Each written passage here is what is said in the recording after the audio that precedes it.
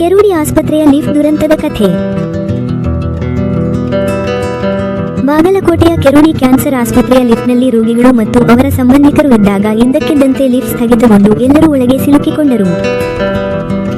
ಸುಮಾರು 20 ನಿಮಿಷಗಳ ಕಾಲ ಲಿಫ್ಟ್ನಲ್ಲಿ ಸಿಲುಕಿಕೊಂಡಿದ್ದ ಜನರು ಭಯಭೀತರಾಗಿದ್ದರು. ಅದರಲ್ಲೂ ಹೃದಯ ರೋಗಿಗಳು ಮತ್ತು ಶಸ್ತ್ರಚಿಕಿತ್ಸೆ ಮಾಡಿಸಿಕೊಂಡವರು ತೀವ್ರ ಆತಂಕಕ್ಕೊಳಗಾದರು.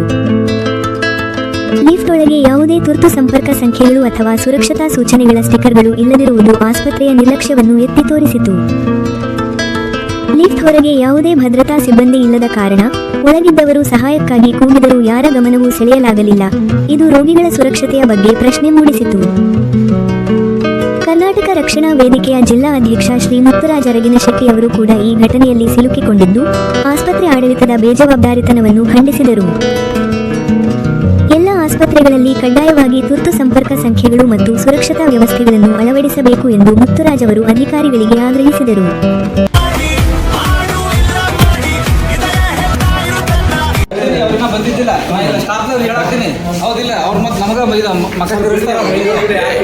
ಇಲ್ಲ ಮಾಡ್ತೇನೆ ಸುದ್ದಿನ ಮಾಡ್ತೀನಿ. ನಾವು ಅದನ್ನ ಸಂಘಟನೆದವ್ರು ಹೊತ್ತೊಂಡು ಅದನ್ನ ಮಾಡ್ತೀವಿ. ನನಗೆ ಹೇಳ್ತಾನವ ಕಲ್ಸಕ್ಕೆ ಬರ್ತಾನ, ನನಗೆ ಕಲ್ಸಕ್ಕೆ ಬರ್ತಾನವ ಬುದ್ಧಿ. ಈ ಹೇಳ್ದಾರಿಗೆ ರೆಸ್ಪಾನ್ಸ್ ಕೊಡ್ಬೇಕಾ? ನನಗೆ ಸುದ್ದಿ ಕಲ್ಸಕತ್ತಾನವ. ನನಗೆ ಯಾಕೆ ಹೇಳಕ್ ಬರ್ತೀರ ಅಂತ ಹೇಳ್ತಾನೆ ಸ್ವಚ್ಛ. ಯಾರಿಗೆ ಏನಾರು ಎಮರ್ಜೆನ್ಸಿ ಆದಾಗ ತಗೊಳ್ಳೋರಲ್ಲ ನೀವು. ಮಗ ತಿರ್ಸ್ತಾರೆ ನಮ್ಮ ಕಡೆ ಅವೇನ್ ಮಾಡುದು. ಒಂದರ ಸ್ಟಿಕ್ಕರ್ ಐತೆ ನೋಡೋದ್ರಕ್ಕೆ ನೋಡ್ಬ.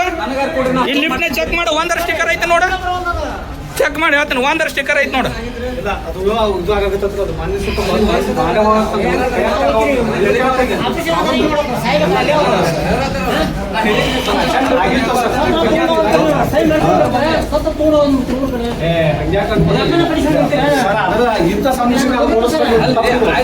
ಏ ಬ್ರದರ, ನಾ ಏನನ್ಯ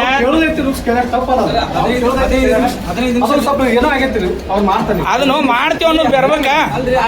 ನನಗೆ ಸಂಬಂಧ ಇಲ್ಲ ಅಂತ ನಾವ ಮೇಂಟೆನೆನ್ಸ್ ಮಾಡವ ಸಂಬಂಧ ಇಲ್ಲ ಅಂತಾನ ಅಂದಾನ. ಈಗ ಒಳಗೆ ಅಂದಾನ ಅಂದಿದ್ ಸಲ ಹೇಳಾಕತ್ತೆ. ನಾನು ನಿಮ್ಮನ್ನ ಕೇಳಿ ಅದಕ್ಕೆ ಹೋಗಿ ನಾನು ನಿಮ್ಮನ್ನ ಕೇಳಿ ಹೋಗಿಲ್ಲ.